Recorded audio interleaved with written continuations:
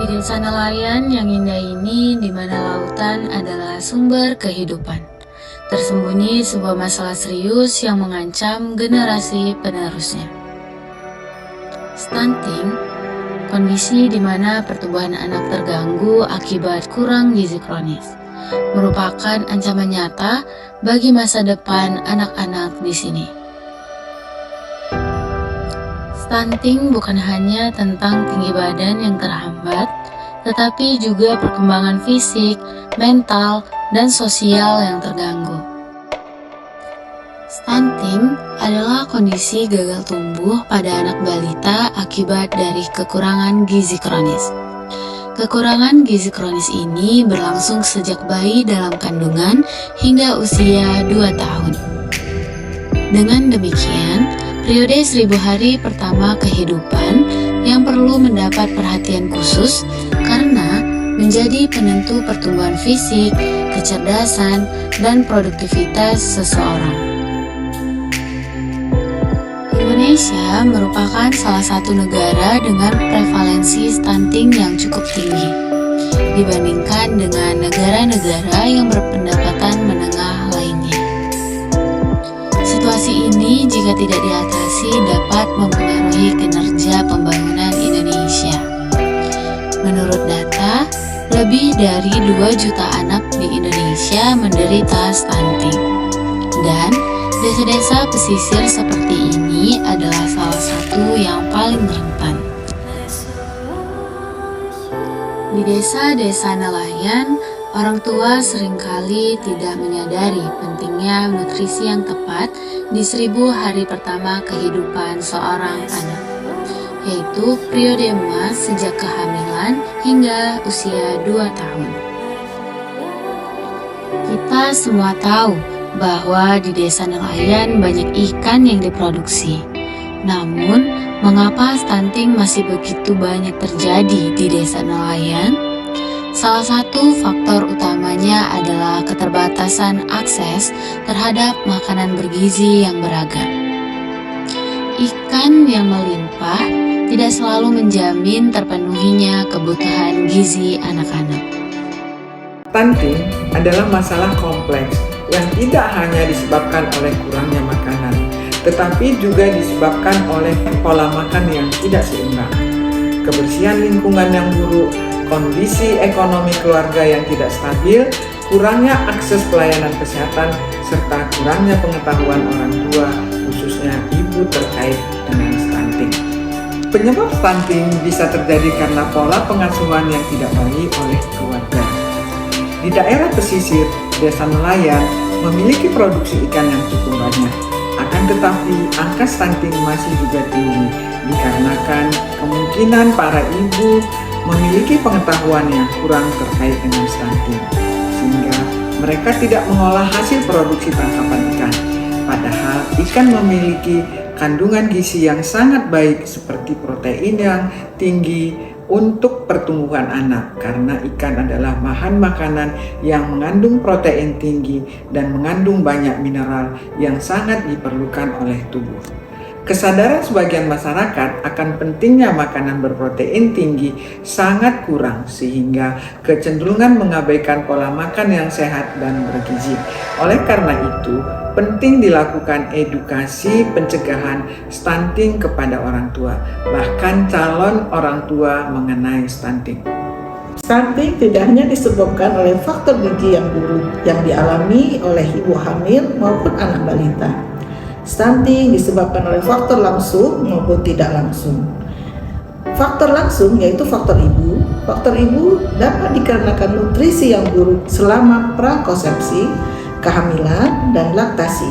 Selain itu juga dipengaruhi oleh perawakan ibu seperti usia ibu terlalu muda atau terlalu tua, ibu terlalu pendek, infeksi kehamilan muda, kesehatan jiwa, berat badan lahir rendah, dan persalinan prematur, jarak persalinan dekat, dan hipertensi.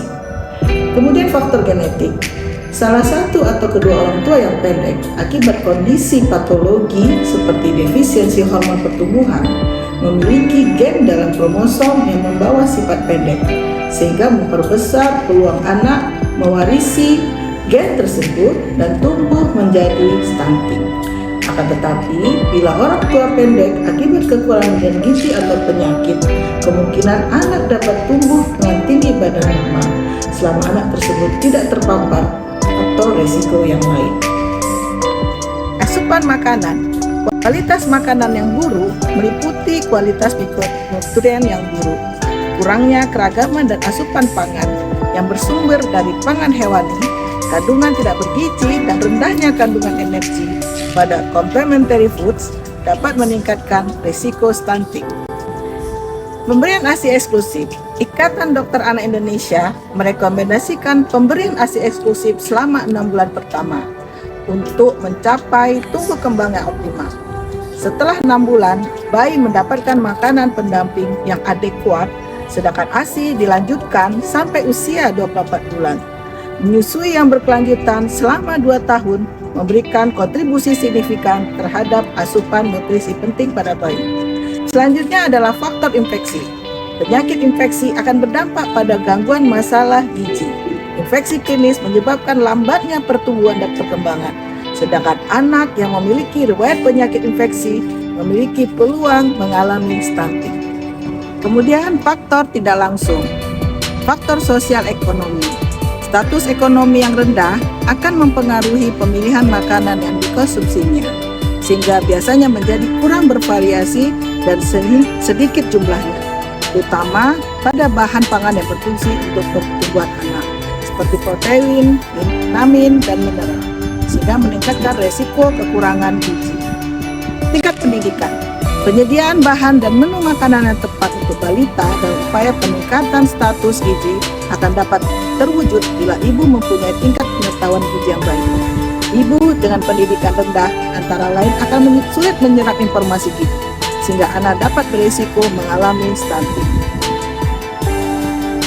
Kemudian faktor pengetahuan gizi ibu. Tingkat pengetahuan yang dimiliki oleh seseorang tentang kebutuhan akan zat-zat gizi berpengaruh terhadap jumlah dan jenis bahan makanan yang dikonsumsi. Pengetahuan gizi merupakan salah satu faktor yang dapat berpengaruh terhadap konsumsi pangan dan status gizi. Ibu yang cukup pengetahuan gizinya akan memperhatikan 76 kebutuhan gizi anaknya agar dapat tumbuh dan berkembang secara optimal. Faktor lingkungan. Anak-anak yang berasal dari rumah tangga yang tidak memiliki fasilitas air dan sanitasi yang baik berisiko mengalami stunting. Di desa nelayan, stunting terjadi bukan hanya karena kurangnya makanan bergizi, tetapi juga disebabkan oleh faktor kondisi lingkungan dan ekonomi yang mempengaruhi kesejahteraan keluarga. Selain makanan, masalah sanitasi juga berperan besar.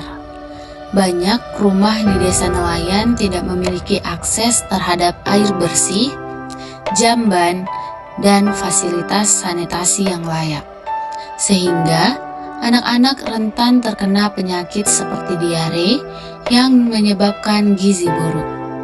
Penyebab lain dari lingkungan yang tidak terjaga dengan baik karena adanya pasang dan surut air laut yang biasanya menggenangi pemukiman rumah penduduk, sehingga masyarakat kurang peduli terhadap kebersihan di sekitar lingkungan rumah mereka.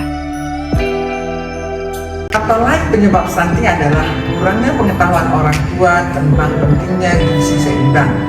Orang tua memiliki peran penting dalam memenuhi gizi balita karena balita masih membutuhkan perhatian khusus dalam perkembangannya. Jika orang tua memiliki pengetahuan yang baik tentang stunting, maka akan lebih aktif dalam mendeteksi sejak dini dan mencegah stunting. Selain itu, akses ke pelayanan kesehatan seperti posyandu atau puskesmas yang sering sekali jauh dan sulit dijangkau dikarenakan banjir dan air pasang, sehingga terjadi kendala bagi para keluarga dan masyarakat yang berdampak pada status gizi anak. Stunting tidak hanya berdampak pada fisik anak, tapi juga perkembangan otak mereka. Anak-anak yang terkena stunting lebih sulit berkonsentrasi dan berprestasi di sekolah. Dampaknya tidak hanya untuk hari ini, tetapi juga masa depan mereka. Stunting juga menurunkan produktivitas ketika mereka dewasa nanti. Stunting berpotensi memperlambat perkembangan otak dengan dampak jangka panjang berupa keterbelakangan mental, rendahnya kemampuan belajar, dan risiko serangan penyakit kronis seperti diabetes, hipertensi, hingga obesitas yang membuat mereka lebih sulit produktif. Selain pemberian edukasi gizi pada ibu-ibu di Desa Nelayan, kita juga melakukan program memasak bersama. Nah, di mana para ibu kita ajarkan cara membuat makanan bergizi, terutama untuk balita dan ibu-ibu hamil. Nah, pada kegiatan ini kita menggunakan bahan pangan yang mudah diakses di Desa Nelayan, seperti ikan.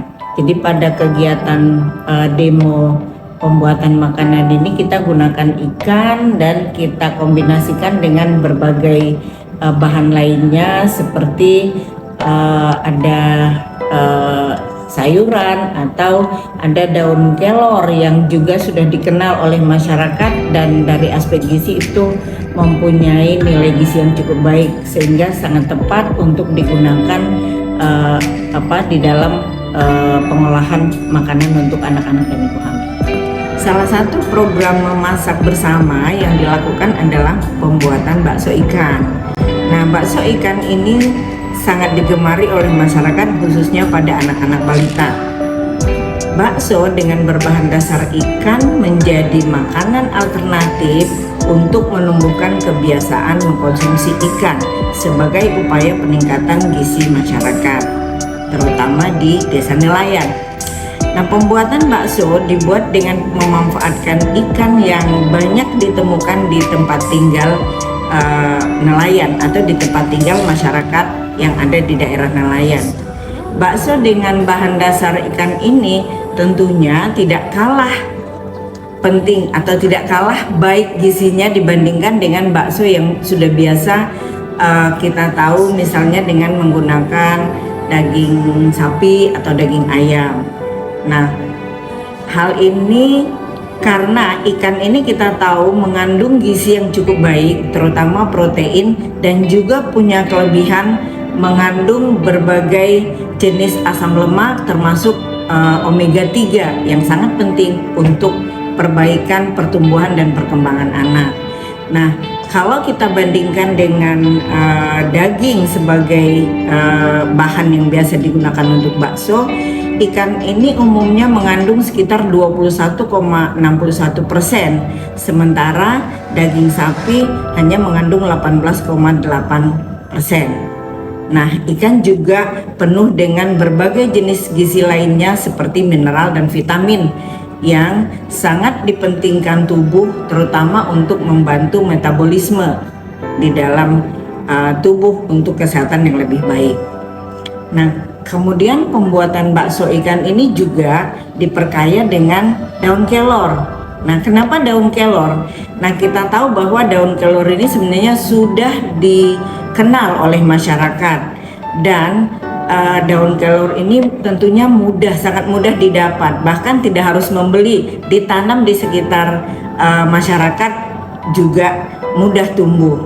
Nah, di samping itu daun kelor ini kita tahu mengandung protein dan berbagai mineral seperti zat besi, juga ada kalsium dan zinc yang sangat dibutuhkan oleh ibu hamil dan anak-anak balita di dalam mengatasi masalah gizi termasuk stunting.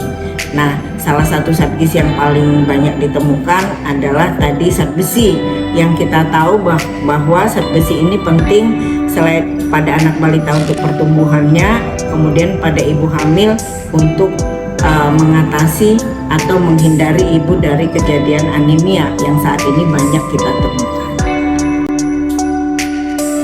Sebagai calon ibu dan pemimpin generasi mendatang, mereka tidak hanya berperan dalam pendidikan dan keluarga, tetapi juga dalam menjaga kesehatan bangsa. Saat ini, Indonesia menghadapi masalah stunting yang serius, dan solusinya tidak hanya datang dari tenaga kesehatan, tetapi juga peran remaja putri. Lalu, bagaimana remaja putri dapat berkontribusi dalam mengatasi masalah stunting?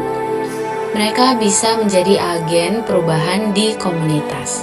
Dengan mengikuti edukasi kesehatan dan gizi, remaja putri dapat menyebarkan informasi penting tentang gizi, pola makan sehat, dan perawatan kesehatan ibu hamil dan balita kepada keluarga dan lingkungan sekitar mereka. Remaja putri harus mulai menjaga kesehatan dan asupan gizi mereka sendiri.